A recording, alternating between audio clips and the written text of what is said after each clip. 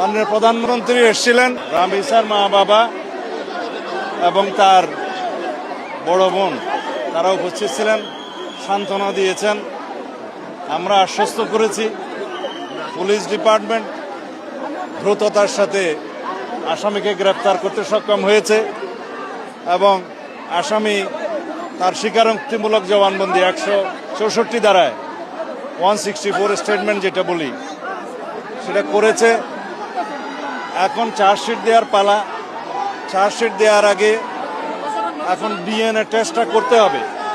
DNA টেস্টের জন্য আমাদের সিআইডি ল্যাবে অলরেডি আদালতের অনুমতি নিয়ে টেস্টের কাজ চলছে। ডিএনএ টেস্টের নিয়ম হচ্ছে যে 48 ঘন্টা সময় লাগে, যেহেতু এটা বৈজ্ঞানিক বিষয়। সেটা শেষ হবে রবিবারের দুপুরের মধ্যে।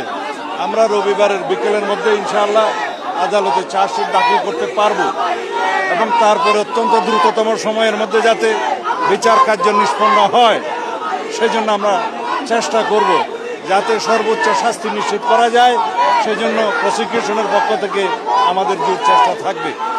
আর মাননীয় প্রধানমন্ত্রী আশ্বস্ত করেছেন রামিসার বড় বোন তার জীবনের সমস্ত পড়াশোনার খরচ এবং তার অন্যান্য আনুষঙ্গিক ব্যয় সব কিছু উনি বহন করবেন এবং রামিসার মা বাবা এবং রামিসার বড় বোনের জন্য একটা আশ্রয়স্থল, তারা নিরাপদ আশ্রয়স্থল চেয়েছেন, সেটা মাননীয় প্রধানমন্ত্রীর প্রতিশ্রুতি দিয়েছেন।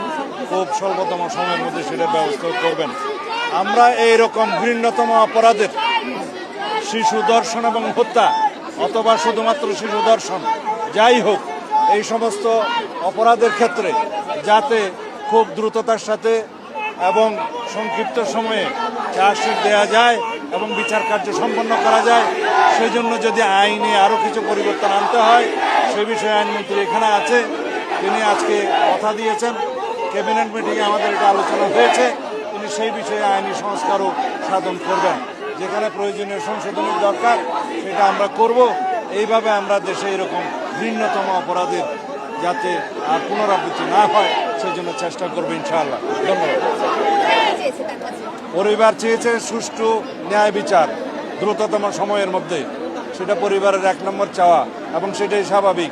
তারপরে তার যে অন্য কন্যা সন্তান আছে তার নিরাপদে যাতে থাকতে পারে, পড়াশোনা করতে পারে, উন্নত জীবন পায়, সেই জন্য সহায়তা চেয়েছেন। সেটা মাননীয় প্রধানমন্ত্রী পরিবার বলেছেন যে এত দ্রুততম সময়ে এইভাবে গ্রেপ্তার হওয়া খুব নজিরবিহীন। তারা গ্রেপ্তার এবং আমাদের আইনি পদক্ষেপগুলোতে এখন পর্যন্ত তারা সন্তুষ্ট। আচ্ছা, আরেকটা বিষয়, যে দায়িত্ব নেওয়ার কথা বললেন আপনি, সেই দায়িত্বটা কি তারেক রহমান সাহেব নিজে নিচ্ছেন নাকি প্রধানমন্ত্রী হিসেবে নিচ্ছেন? সরকারিভাবে প্রধানমন্ত্রী হওয়ার আগে থেকেই এরকম মানবিক কর্মকাণ্ড বহু করেছেন সারা দেশে, তিনি ব্যক্তিগতভাবে নিয়েছেন। আর প্রধানমন্ত্রীর তহবিল থেকে তো উনি সাহায্য দিতেই পারেন।